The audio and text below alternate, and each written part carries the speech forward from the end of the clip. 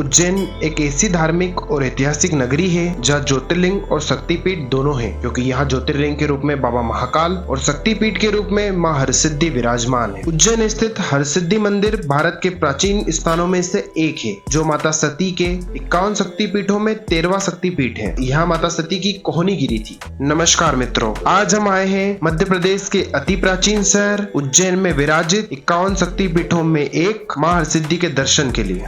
धार्मिक ग्रंथों के अनुसार माँ हरसिद्धि रात को उज्जैन और दिन में गुजरात को निवास करती है। ऐसा कहा जाता है कि गुजरात स्थित पोरबंदर से करीब 48 किलोमीटर दूर मूल द्वारका के समीप पर्वत की सीढ़ियों के नीचे माता हरसिद्धि का मंदिर है। मान्यता है कि उज्जैन के सम्राट विक्रमादित्य यहीं से आराधना करके देवी माँ को उज्जैन लाए थे। तब देवी माँ ने राजा विक्रमादित्य से कहा था कि रात के समय तुम्हारे नगर में तथा दिन में इसी स्थान में वास करूंगी। इसी कारण आज भी माता दिन में गुजरात और रात में उज्जैन में वास करती है। माँ हरसिद्धि चक्रवर्ती राजा विक्रमादित्य की आराध्य देवी थी, जिन्हें प्राचीन काल में मंगल चंडिकी के नाम से जाना जाता है।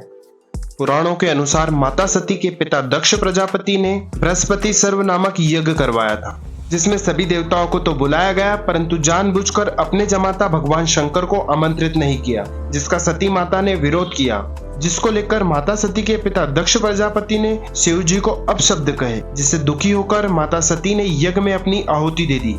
यज्ञ मंडप में खलबली पैदा हो गई, जिसके बाद शिव जी इतने क्रोधित हो गए कि उन्होंने जटा से वीरभद्र नामक गण उत्पन्न किया और जिन्होंने दक्ष प्रजापति का सर धड़ से अलग कर दिया। जिसके बाद मृत सती के शरीर को लेकर शिव जी पूरे ब्रह्मांड में घूमने लगे। शिव जी की ऐसी दशा देखकर संपूर्ण विश्व में हाहाकार मच गया। देवी देवता व्याकुल होकर भगवान विष्णु के पास पहुंचे और संकट निवारण हेतु प्रार्थना करने लगे। शिव जी की सती की देह से मोहभंग करने के लिए भगवान विष्णु ने सुदर्शन चक्र चलाया। चक्र से माता सती के शव के कई टुकड़े हो गए। उनमें से 13वां टुकड़ा माता सती की कोहनी के रूप में उज्जैन के इस स्थान पर गिरा। तब से माँ यहाँ हरसिद्धि माता के रूप में विराजित है और यह स्थान शक्तिपीठ कहलाया। कहते हैं चंड और मुंड नामक दो दैत्यों ने अपना आतंक मचा रखा था। एक बार दोनों ने कैलाश पर कब्जा करने की योजना बनाई। वे दोनों वहां पहुंच गए। उस दौरान माता पार्वती और भगवान शंकर द्रुतक्रीड़ा में निरत थे। दोनों जबरन अंदर प्रवेश करने लगे तो द्वार पर ही भगवान शिव के नंदीगण ने उन्हें रोक दिया। दोनों दैत्यों ने नंदीगण को शस्त्र से घायल कर दिया। जब शिव जी को यह पता चला तो उन्होंने तुरंत चंडी देवी को स्मरण किया। देवी ने आज्ञा पाकर तत्काल दोनों दैत्यों का वध कर दिया। फिर उन्होंने शंकर जी के निकट आकर विनम्रता से वध का वृतांत सुनाया।